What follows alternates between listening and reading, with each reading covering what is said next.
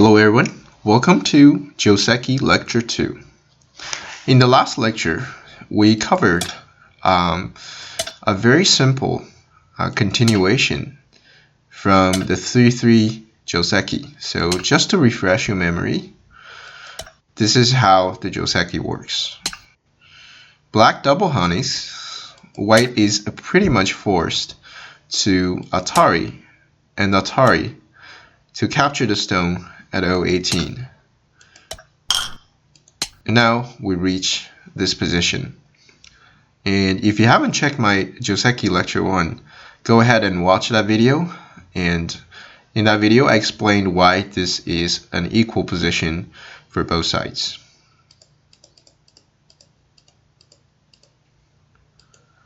In today's lecture, we'll talk about what happens when black extend.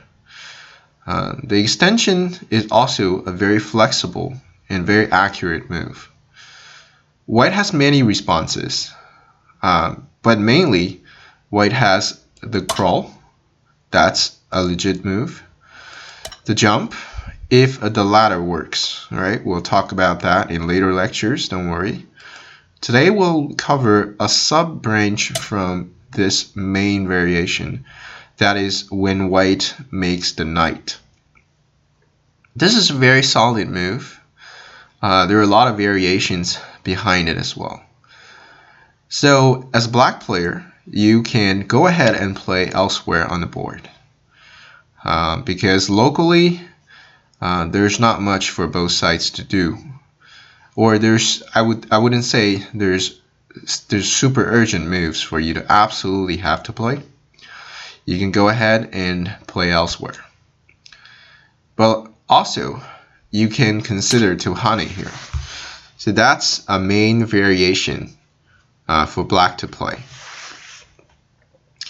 White has no choice but to block. If black connects, well, that's not a great choice because white strengthens the side and black played on the second line, so that's not a great exchange. Black's correct move is to attach at B18. White, once again, the Joseki is complicated. White can push, that's a main variation. But today I will introduce you a simpler Joseki that is just as good. That is for white to Atari the stone at S17. Black obviously has to connect over here. And now white can go ahead and play somewhere else. You might look at it and be very confused, like how is this equal? How is this a Joseki? Well, visually black, it looks really good because it has a really good ball towards the left side. But as white, our 018 stone still has value, right? Later on, if we get to drag it out, this 018 stone still has some value, so it's not completely dead. But what's more important is now white gets a Descente.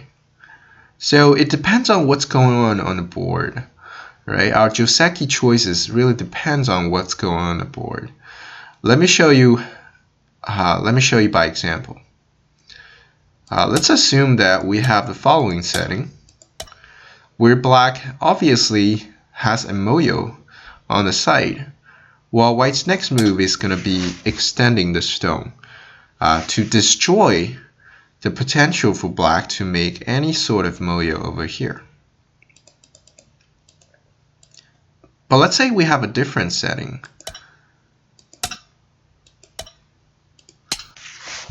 If this is our setting, white should tanuki here. Why? Because if you extend on the second line, this is sort of creating repetition for yourself. Because think about it, black was not thinking about developing on this side anyway. So why would we extend? The value of this extension is a lot smaller. So I hope you get the point. As you watch more of my Joseki videos, I think you'll get used to this way of thinking. But you might be wondering, is there a danger for white locally, right? So if you're not down level players, which most of my viewers probably not, I need to ensure you that you can handle this corner for white. If black Ataris, we will capture the stone.